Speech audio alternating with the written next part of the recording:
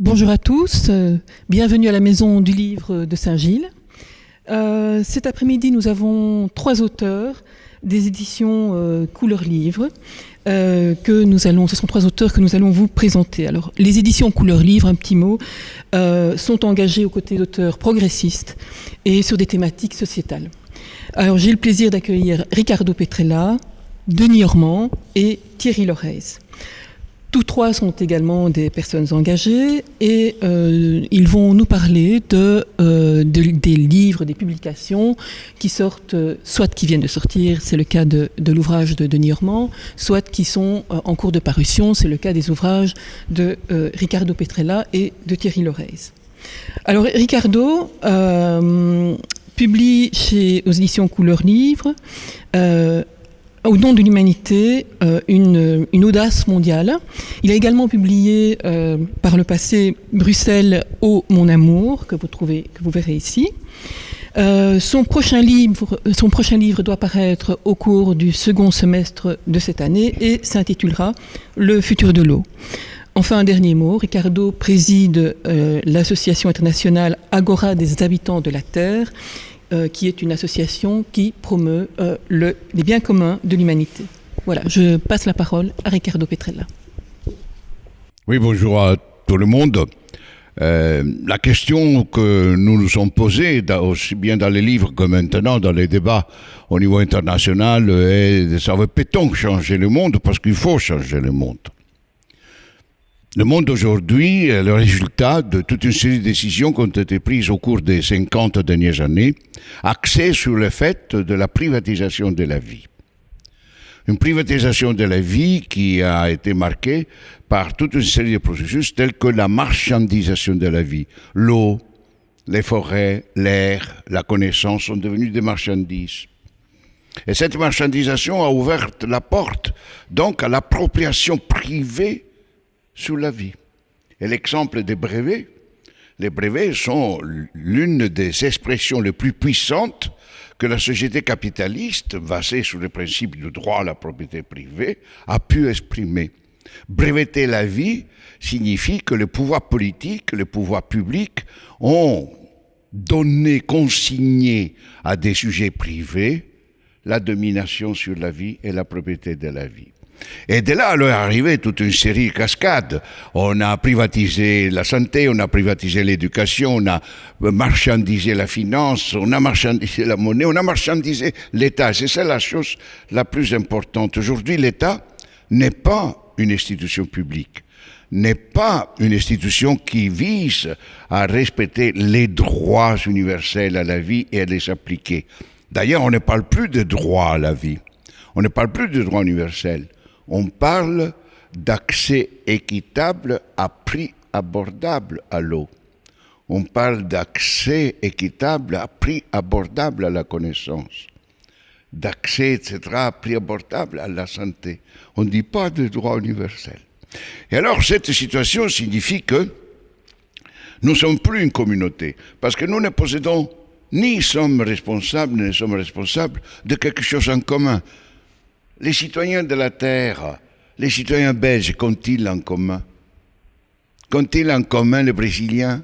Qu'ont-ils en commun les Indiens? Et les Indiens, les Européens? Au contraire, on est fait de déclarer que la Chine, par exemple, est un ennemi systémique de l'Europe, que les États-Unis sont des ennemis systémiques de la Chine. Donc on n'a rien en commun. Et il n'y a pas de société, il n'y a pas d'État. C'est un monde qui est réglé par la force. C'est un monde qui est réglé par la puissance. Les slogans les plus corrects à l'heure actuelle pour décrire ce que le monde, c'est « Only the strong will survive ». « Only the strong survive ». Peut-on imaginer que nous donnons à nos enfants, nos petits-enfants, comme ligne de conduite de leur existence et de l'existence en commun, à mettre le principe fondateur que seulement le plus fort survivra. Et qu'est-ce qu'on fait en ce moment vis-à-vis de la pandémie? On le constate. Seulement les plus forts survivent ou ont une promesse de devenir. Je crois que là, nous sommes devant en fait qu'il y a alors 2 facteurs importants qui sont en train de dominer tout. La technologie basée par la connaissance, tout est connaissance aujourd'hui. Il n'y a pas de développement technologique, il n'y a pas de développement économique, il n'y a pas de développement social, il n'y a pas de développement humain sans qu'il y ait des avancées dites scientifiques dans la connaissance. La connaissance est, je dirais, la matière première fondamentale de toute forme de richesse. Et puis, il y a la finance. Et la combinaison entre la connaissance, technologie et la finance est explosive. C'est-à-dire l'humain, les sociétés n'existent pas. Et les États sont des instruments au service de la connaissance, où on parle de l'économie de la connaissance, au service de la technologie. Ça, il faut changer. Merci Ricardo. Denis Ormand. Alors Denis a été longtemps chercheur au groupe de recherche pour une stratégie économique alternative, le GRESEA. C'est également un homme engagé. Et comme Ricardo, je pense qu'il est à la recherche d'alternatives, à la recherche de voies pour aller vers un autre monde. Il vient de publier donc leur profit Nos vies pour une réduction collective du temps de travail. Alors Denis, la parole est à vous. Pouvez-vous nous présenter le propos de cet ouvrage? Leur profit, nos vies, c'est en fait le fil conducteur de mon livre. Il a guidé ma réflexion sur la conquête du temps libre, conquête qui passe par la réduction du temps de travail. Ce combat, on le sait, pour la réduction du temps de travail a d'ailleurs été, dès la fin du XIXe siècle, au cœur de l'affrontement entre le capital et le travail.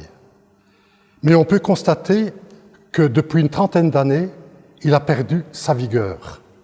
Pourtant, ces dernières années, dans notre pays, des organisations syndicales, des mouvements sociaux et aussi des partis politiques de gauche ont placé dans leur programme cette revendication pour une réduction collective, radicale, sans perte de salaire, sans augmentation des cadences et avec embauche compensatoire. Et certaines organisations ajoutent qu'il n'est pas question que les salariés supportent le coût financier de cette réduction du temps de travail. Dans mon livre, je mets l'accent sur 3 aspects de cette revendication. Sa légitimité, la nécessité de la généraliser, donc réduction collective, et l'urgence de son application. Alors, actualisation et urgence de cette revendication. Je consacre tout un chapitre à la souffrance au travail. Cette usure physique et psychologique que l'on retrouve avec des intensités différentes et variables, quasiment dans tous les secteurs d'activité, une usure même aggravée par l'allongement de la carrière et des horaires de travail. Et je me suis posé la question, pourquoi celles et ceux qui ont un boulot doivent-ils travailler plus vite dans des conditions de travail dégradées, le stress au ventre, mal payés au moment où des milliers de jeunes sont en quête d'emploi? Cette souffrance au travail, cette sensation de perdre en fait sa vie à la gagner, plaide, me semble-t-il, et je ne suis pas le seul à le dire, pour une réduction radicale et collective, généralisée du temps de travail. Alors, la légitimité de cette revendication, cela entraîne une autre question. Pourquoi les gains de productivité se traduisent-ils davantage par l'exclusion et la précarité, au lieu de servir à réduire le temps de travail contraint, de partager celui-ci, de libérer un temps de participation civique et créative?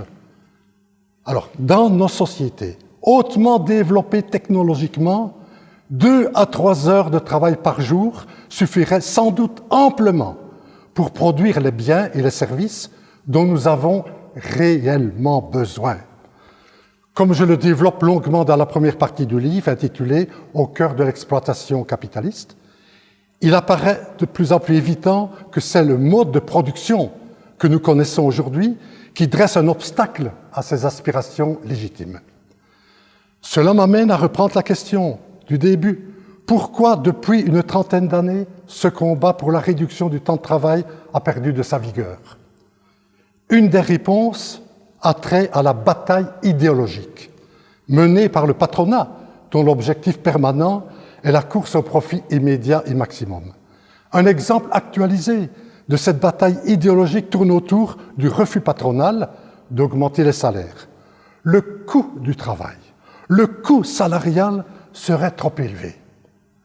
Cette dénomination, relayée d'ailleurs par le pouvoir politique et des experts en économie, fait passer l'idée que non seulement ce sont les patrons qui donnent du travail, mais que cela leur coûte. Alors, en fait, cette dénomination camoufle à dessein la vraie nature de l'exploitation que je développe dans la première partie. Et Marx, d'ailleurs le premier, a dévoilé le voile de cette exploitation dissimulée. Alors en 2 mots là-dessus, aujourd'hui comme hier, le salaire correspond à plus ou moins une demi-journée de production réalisée par les salariés.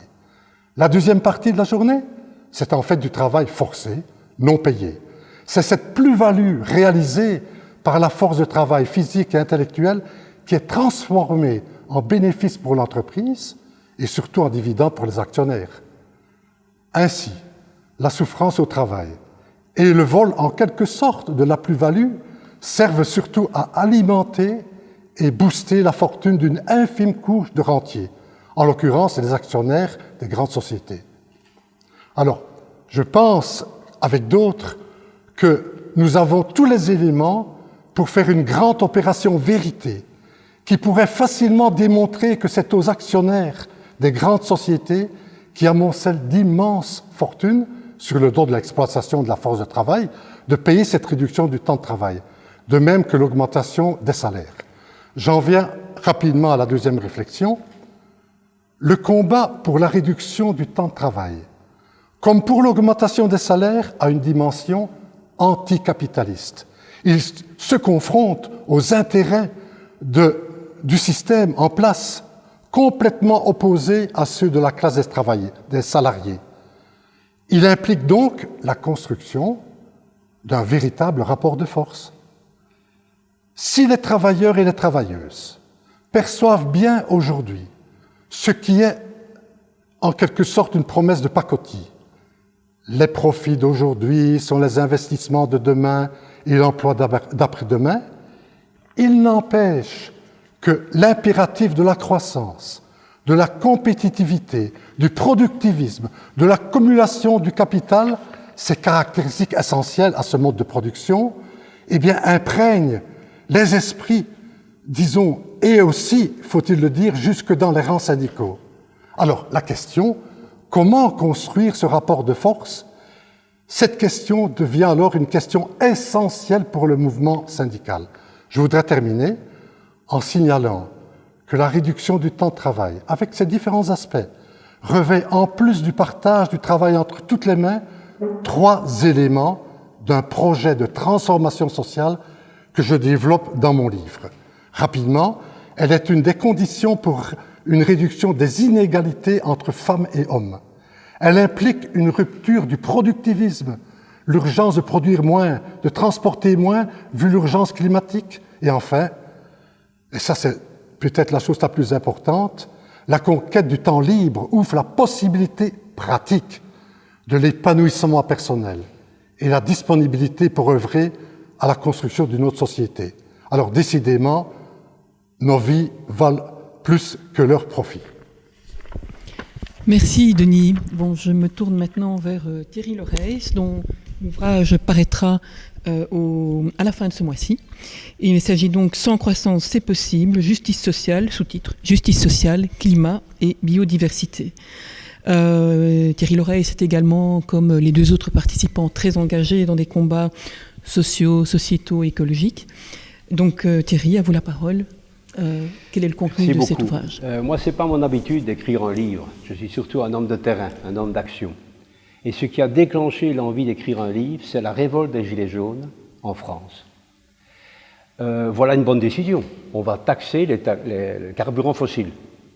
Et je me suis rendu dans une des régions où est né ce mouvement. Souvenez-vous, c'était des salariés et des indépendants sur des ronds-points avec des gilets jaunes qui disaient on n'en sort plus. Dans certaines régions de France, il faut faire 60 km pour trouver un médecin généraliste.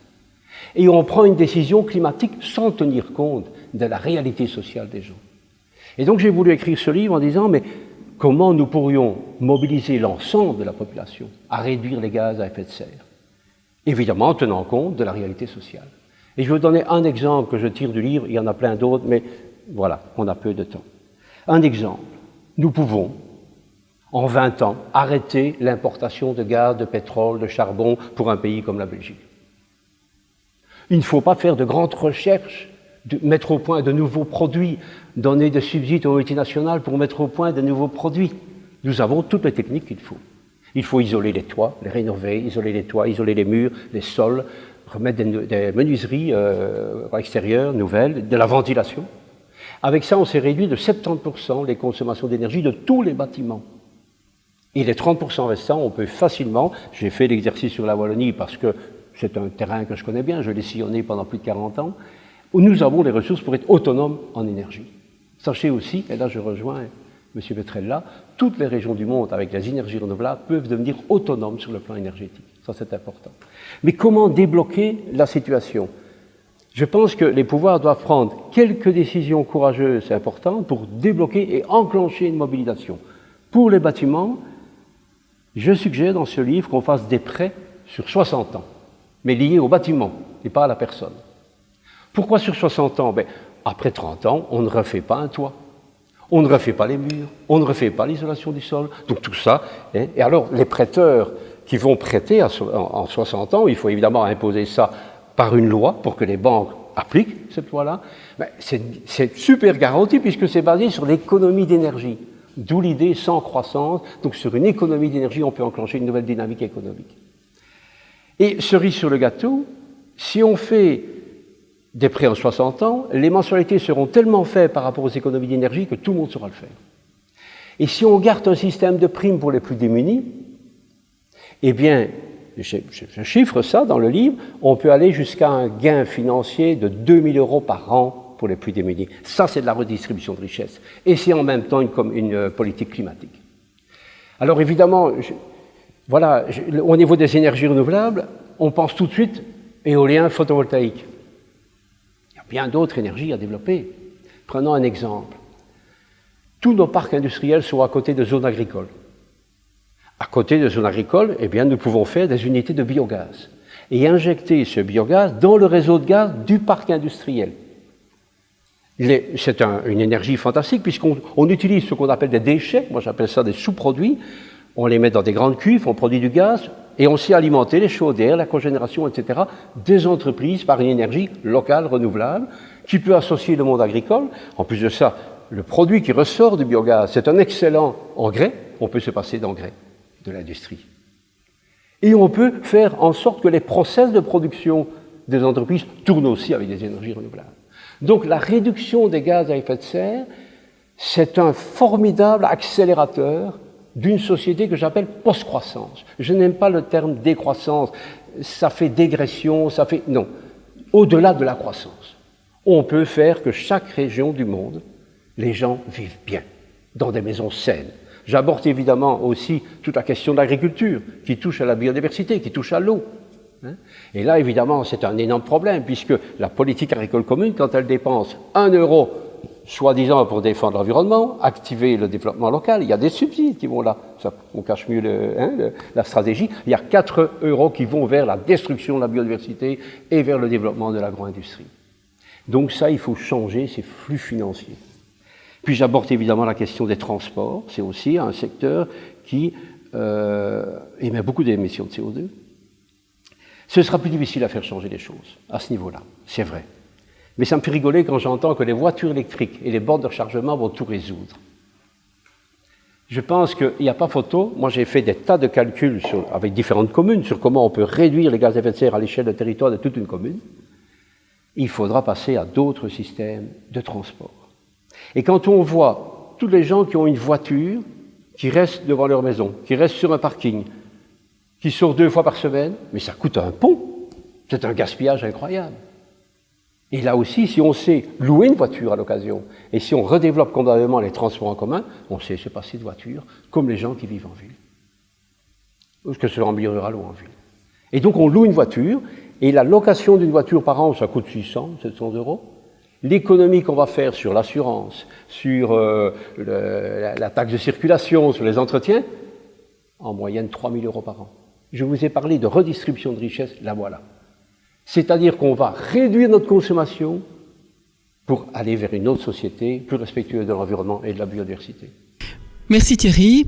Il me semble qu'il y a quelques éléments communs dans vos trois exposés. Vous me contredisez ou vous, au contraire, confirmez. Par exemple, je pense que vous parlez tous les trois des contradictions ou des non-contradictions qu'on pourrait espérer entre les combats sociaux et les combats économiques, écologiques et environnementaux. La crise sanitaire aujourd'hui et la crise économique qui risque de s'en suivre est-elle une occasion, et je vous pose la question à tous les trois, de relance, une occasion de repenser les systèmes de redistribution? Je pense, et j'y ai pensé surtout durant l'exposé de Thierry, au plan de relance qui prévoit notamment pas mal de projets de rénovation des bâtiments, qui donc passe par des emplois, des créations d'emplois. Est-ce que vous pensez que ça pourrait être l'occasion de se ressaisir en quelque sorte? Ricardo. Il faut profiter de, si on peut dire ainsi, de cette occasion, parce que on ne peut pas suivre encore les prescriptions des groupes dominants. Les groupes dominants parlent surtout de droits ils parlent de reprise et de résilience. Ça, ils veulent reprendre le passé, même s'ils disent que ça changera avec la transition écologique, la transition énergétique, la transition digitale. Ce sont les mêmes choses et au fond la même société. Et puis résilience, dire la capacité de résister au choc que désormais les crises qu'on a accumulées au cours de ces dernières décennies vont rester, et il faut être résilient dans le sens d'avoir cette capacité de vivre avec les problèmes sanitaires, avec les problèmes écologiques, avec les problèmes digitaux, etc., etc. Si on suit cette indication, on est perdu. Donc il faut avoir une capacité de sortir des cadres de référence imposés par les dominants actuels. Et l'une des premières choses à faire, qui va être audacieuse à mon sens, c'est de réaffirmer la primauté du droit universel à la vie. Je le répète, ces droits étaient oubliés, ces droits sont mis aux oubliettes, ces droits ne les respectent personne, ces droits ne font pas partie de l'agenda prioritaire de nos sociétés. Il faut l'inscrire dans les droits fondamentaux. Et alors, et ça, il faut le réaffirmer à travers quoi? À travers la déprivatisation des biens et des services essentiels pour la vie. La santé. Si vous maintenez les systèmes actuels, où les hôpitaux, les médicaments, les vaccins sont tout privatisés, ce n'est pas un problème de production de vaccins, c'est un problème de distribution des vaccins. C'est le problème qui conçoit ces vaccins, pour quelle finalité, dans quel but. Et donc la déprivatisation de la santé, la expropriation de l'industrie pharmaceutique privée à but de finalité sociale, la création d'entreprises publiques à l'échelle communautaire dans toutes les communautés du monde, à l'échelle locale et mondiale, mais paraît une condition fondamentale pour pouvoir faire de cette pandémie la capacité de transformation de notre devenir. Et notre devenir ne s'appelle pas Big Pharma. Bien, merci beaucoup Ricardo. Denis, outre la question que je vous pose, un peu transversale, que je vous pose à tous les trois, est-ce que la relance est une occasion à saisir? Vous nous parlez de réduction du temps de travail collective. Est-ce que cela veut dire qu'elle doit être imposée à tout le monde, d'une part, et d'autre part, est-ce qu'il n'y a pas des alternatives à l'alternative? Vous n'avez pas évoqué, par exemple, l'allocation universelle dont il a beaucoup été question il y a quelques années. Comment est-ce que vous articulez tous ces dossiers? Bien, je pense que la crise sanitaire est une occasion, mais qui peut être ratée, évidemment, de comprendre que tout ce qui nous tombe sur la tête, c'est-à-dire, j'ai parlé du coût, disons, du travail, ce qu'il en est, mais on peut parler du coût du capital, c'est-à-dire qui est lié au fonctionnement de ce système. Et aujourd'hui comme hier, ce système, disons, où les propriétaires des moyens de production voient avant tout, disons, la course au profit dans le cas d'une concurrence exacerbée, hein, et alors au prix, disons, d'une exploitation très grande, disons, de la force de travail. Mais donc, la réduction du temps de travail, bien évidemment, ça doit être une réduction, disons, collective, parce qu'elle est liée précisément aux conséquences de cette logique qui continue de ce système, avec le prix que les travailleurs, les travailleuses et la population payent pour cela. Donc, voilà, et j'ai parlé de la souffrance au travail, etc. Donc ça tombe sous le sens. Mais donc, cette crise sanitaire, rien n'est joué. C'est-à-dire, elle fait prendre conscience, je crois, davantage, Ricordi en a touché un mot avant, elle fait prendre conscience davantage, disons, d'un système qu'on ne peut plus supporter, dont la logique interne, c'est accumulation de richesses pour une minorité de cette population qui a les moyens de production. Donc on ne peut plus continuer comme cela. Et cette crise sanitaire ne tombe pas du ciel. C'est la destruction de la biodiversité, c'est-à-dire maintenant une série de scientifiques constate que on parle des zoonoses, c'est-à-dire le contact entre des animaux sauvages et animaux domestiques, et donc avec la population. Pourquoi ? Parce que leur abri normal, hein, dans les forêts, etc., est complètement saccagé. Et donc, et pourquoi saccagé ? Parce que derrière ça, il y a une destruction phénoménale, on en revient au réchauffement climatique, une destruction phénoménale, disons, des forêts pour des profits financiers. Donc, on peut continuer, disons, l'illustration.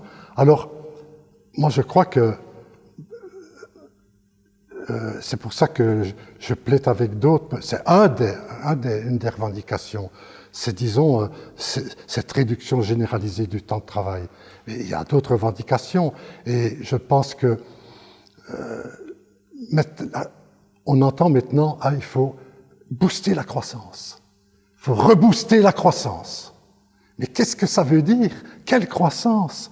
Quelle croissance ? Oui, rebooster, disons, la production et toujours la consommation au profit, parce que c'est interne à ce système. Il ne peut pas sortir de ce système. Donc, voilà, il faut booster cela. Donc, la croissance, c'est cela. Alors, bon, je l'ai dit, on pourrait, disons, consacrer 2 ou 3 heures de travail par jour, c'est pas moi qui le dis, c'est même d'autres, pour, disons, pour fournir les productions indispensables et satisfaire les besoins fondamentaux de la population. Mais le problème n'est pas là, la croissance que les patrons vraiment veulent absolument, sur laquelle ils veulent remettre le cap, ce n'est pas ça. Voilà. C'est vraiment faire des profits sur base, disons, de la production et de la vente des marchandises dont une partie sont inutiles, hein, pour, disons, cette logique interne du système. Donc, si on ne prend pas le problème à la racine, comme on dit, ben, on ne va pas changer. Mais moi, je garde un espoir. Quand j'ai vu, disons, que ce soit, disons, dans le secteur, disons, hospitalier, chez les infirmiers et les infirmières, et dans d'autres secteurs, disons, des gens qui se révoltent à cause, disons, de l'incohérence, et des aberrations qui sont mises en avant liées à ce système. Moi, ça c'est l'espoir. Mais voilà, rien n'est gagné. Hein. Thierry, vous avez commencé votre exposé en évoquant les gilets jaunes. Donc les Gilets jaunes qui se sont révoltés finalement à la base, après il y a eu beaucoup d'autres motifs, mais à la base à cause d'une mesure censée favoriser le climat, mais qui en fait n'était pas du tout sociale. Est-ce que vous pensez que aujourd'hui, la crise sanitaire, qui est liée éminemment à la fois à un problème écologique, mais qui a mis en évidence des inégalités sociales, est-ce que vous pensez que la post-crise peut être est une occasion de sortir de ces contradictions? Alors moi, je vois 3 grandes leçons de cette crise. Première prise de conscience. Il n'y avait plus d'argent. Il n'y a plus d'argent. La Grèce crevait, il n'y a plus d'argent. Il n'y a plus d'argent pour les services publics, il n'y avait plus d'argent. Il fallait que toutes nos entreprises se battent dans une guerre économique mondiale, donc il fallait envoyer de l'argent pour aider nos pauvres petites entreprises à tenir le coup. On raconte ça à tous les peuples de la planète. Et on en a de l'argent. Tiens, on avait oublié que la Banque Centrale Européenne pouvait créer de la monnaie, pouvait envoyer de l'argent vers les États. Et puis lorsqu'il y a un grand choc comme cela, l'État réagit. Les entreprises, elles sont où? C'est les services publics, c'est l'État qui va faire front et qui va aider la population à résister à ce choc. Donc ça, c'est la deuxième prise de conscience. Et puis la troisième prise de conscience, et c'est pour ça que je pense que nos livres arrivent au bon moment, c'est cette idée de relance. On va relancer l'économie, on va relancer la croissance. Et c'est vrai que j'ai voulu appeler mon livre « Sans croissance ». Je dois dire que c'est l'éditeur qui a trouvé le titre. « Sans croissance, c'est possible », parce que je pense qu'il faut aller vers une autre croissance, qu'il faut aller vers comment on va rendre chaque territoire de la planète où il fera bon vivre. Et ça rejoint les revendications des mouvements indigènes d'Amérique latine. On peut très bien être dans une région où il y a des services publics, des équipements collectifs publics, une agriculture qui non seulement protège l'environnement, mais régénère la biodiversité. Et il y a des tas d'expériences. On n'a rien à inventer, on doit mettre en route ce grand programme de développement. Parce qu'il y a maintenant des fermes qui régénèrent la biodiversité au lieu de la détruire. Donc, on peut enclencher ces grands programmes à l'échelle de chacun des territoires, et je suis d'accord avec Denis, on peut travailler moins.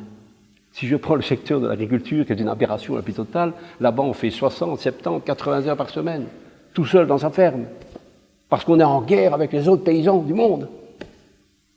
Et dans les autres pays du monde, ben aussi on est en guerre. Alors que c'est le métier le plus nombreux sur la planète, c'est les paysans. Et donc, moi, ça me révolte, et je me dis que ce plan de relance que la Belgique est en train de réfléchir, j'espère que nos livres participeront à la réflexion et au débat pour enclencher une autre croissance. Pour enclencher ce que j'appelle, moi, la post-croissance. Donc, parce que décroissance, ça fait, on revient en arrière. Non, on va au-delà. Notre but, c'est de rendre un mieux vivre à tous les humains, parce qu'il y a tellement de choses à développer que l'économie.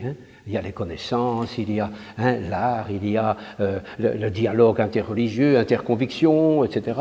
Et je rêve d'ailleurs qu'il y ait un tourisme. Dernièrement, je disais ça à des amis, je rêve que des Africains viennent dans nos villages nous expliquer c'est quoi une communauté. Que ce ne soit pas toujours les experts occidentaux qui aillent dire en Afrique comment il faut faire. Non, nous avons besoin aussi d'apprendre d'eux. Et donc il me semble qu'on va vers un autre développement, j'espère, que cette crise sanitaire aura été un électrochoc. Mon livre, d'ailleurs, se termine par les mots « je l'espère ». Denis, une petite provocation, un clin d'œil à Ricardo, par une question dirigée vers vous. Est-ce que le travail décent ne doit pas devenir le travail décent, je l'appellerai comme ça, ne doit pas devenir un bien commun de l'humanité?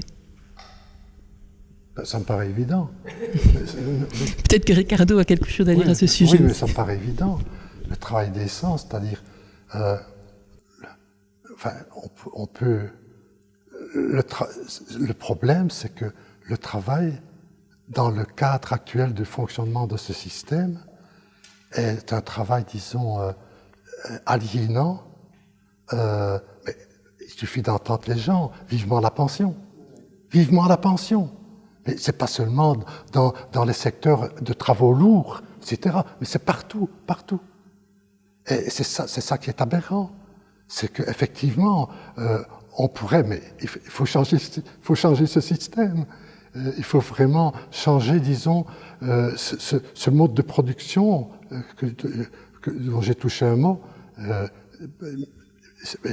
et donc permettre, disons, donc travail décent, permettent, disons, de travailler, disons, à la mesure, disons, de nos possibilités, mais pour vraiment satisfaire, pour la satisfaction des besoins des gens. Mais ça, c'est pas le cas. Les entreprises et les actionnaires des grandes sociétés, c'est pas ça leur objectif. Leur objectif, c'est qu'il y ait de plus en plus de production, qui amène d'ailleurs une crise de surproduction, qui ne savent plus vendre. Et qui paye cela, par la suite, c'est une destruction. Donc, le coût du capital, c'est un coût, disons, économique, c'est-à-dire qui détruit même, disons, certaines possibilités de productif. Un coût social, et on en a touché un mot, un coût social, parce que les gens sont embarqués, disons, dans une aliénation inadmissible, et un coût écologique. Ça, voilà, et cette crise, disons, sanitaire, et surtout, le réchauffement climatique, ça va provoquer des dégâts bien plus nombreux que ce fameux virus qu'on connaît maintenant. Hein. C'est catastrophique. Donc voilà, il n'y a pas d'alternative autre que vraiment s'y mettre. Et c'est pas évident, disons, de poser, disons, des actes, des luttes, pour, disons, changer, disons, cela. Voilà. Ricardo, vous aviez évoqué plusieurs biens de l'humanité, mais vous n'aviez pas parlé du travail. Évidemment, on a une organisation internationale du travail qui s'en occupe, vous me direz. Oui. Mais le travail est être, le travail est vie. Il n'y a pas le travail différent de la vie, de se dissocier. C'est pas quelque chose externe à nous, quoi. Et c'est pour cela que mon accent est toujours mis ces dernières années sur deux instruments qui sont devenus la fin, le but. Et je voudrais insister, parce que le temps n'est pas suffisant, sur l'instrument finance. Nous devons changer les systèmes financiers, la conception même de la finance dans nos sociétés. Nous devons changer la manière par laquelle on produit l'argent, la manière par laquelle on l'épargne, la manière par laquelle on investit, l'investissement. On ne doit pas penser que l'activité d'investissement qui conditionne l'activité d'épargne doit être poursuivie dans le but de créer davantage de monnaie. C'est comme à l'heure actuelle. La finance sert à produire davantage de valeur monétaire, valeur financière. Pas pour répondre aux besoins ou pour faire en sorte qu'on vive ensemble, pour éliminer la guerre. Aujourd'hui, un des investissements les plus rentables, c'est où? C'est la guerre, c'est l'informatique, c'est la pharmacie. Et on fait des choses pourquoi? Pour tuer, pour diminuer la liberté d'action qui doit être concentrée dans les mains d'organes de pouvoir dans le domaine informatique, et pour produire des profits évidents dans le domaine de la pharmacie. Ça, c'est la finance. Il faut changer ça. Il faut changer le pouvoir privé de propriété de la monnaie. Aujourd'hui, ce sont les privés qui dominent la monnaie, la finance, l'activité économique. Il faut changer ça. Que pensez-vous des dernières déclarations, des déclarations récentes du président américain Joe Biden sur la suppression, la fin des brevets sur les vaccins? Effectivement, le problème de la création de la richesse ou de ce qui est croissance ou pas croissance, au fond, dépend non pas l'utilité en termes de retour sur l'investissement, parce qu'aujourd'hui, le concept dominant de tout, c'est l'utilité, le rendement de l'investissement. Mais c'est au contraire la création des biens communs sous la responsabilité publique par des organisations publiques qui essaient de définir l'intérêt général des membres des communautés. Et aujourd'hui, on n'a pas les institutions démocratiques de peuple qui décident de ce qui est dans l'intérêt général. Nos parlements, la majorité de nos parlementaires en Europe, sont pour la défense du brevet privé sur les vivants, sont pour la guerre, sont pour investir davantage dans la capacité dite de défense. Et c'est ça qu'il faut changer. Mais si on ne change pas l'outil, on ne changera pas les finalités finalement. C'est extraordinaire la puissance de la science et de la technologie actuelle. Parce que la science et la technologie sont devenues les buts. Et alors là, c'est difficile.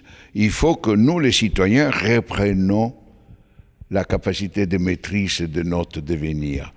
Et au plan de l'humanité, au plan global, au plan planétaire, nous devons être capables de conjuguer, décliner sous toutes les formes un concept fondamental, qui est l'universalité. L'universalité signifie qu'on n'est pas universel. L'universalité signifie qu'on va vers l'un, vers l'un, vers l'ensemble. Et l'ensemble est variété, multiplicité, il n'y a pas un. Alors qu'on a une bourse mondiale, une entreprise mondiale, on a un théâtre mondial, on a un cinéma mondial, c'est pas ça, quoi. Il y a une monnaie mondiale. Elle dit non, il faut l'universalité de la vie. Et c'est pour cela que les citoyens sont fondamentaux. Il n'y a que les citoyens qui peuvent s'occuper de leur vie. Thierry, un dernier mot? Un dernier mot, simplement, je suis étonné de voir que les partis démocratiques de gauche et de droite ne voient pas arriver le danger. Ils vont être 250 millions à devoir quitter le lieu où ils vivent parce que les eaux vont monter, parce que les terres vont être incultivables avec des sécheresses à répétition. Ils ne vont pas tous venir en Europe, d'accord, mais une partie d'entre eux vont venir. Les partis politiques qui se servent de la peur vont donc arriver au pouvoir. Comment est-ce que les partis démocratiques ne voient pas ce danger et que l'action au niveau climatique, c'est pour sauver nos démocraties? Alors, moi, je crois que c'est du théâtre quand j'entends qu'on fait des grandes déclarations au niveau européen, qu'on va être neutre en carbone. Oui, d'accord, comment? Quand j'entends le gouvernement wallon qui dit 55% de réduction de gaz à effet de serre en 2030. Très bien, il reste 9 ans. Comment? Je veux savoir comment. Et donc, j'ai eu le culot de mettre des pistes sur papier pour qu'on en discute et qu'on relie justice sociale, climat, biodiversité. Merci beaucoup, merci à tous d'avoir participé à ce débat et à bientôt.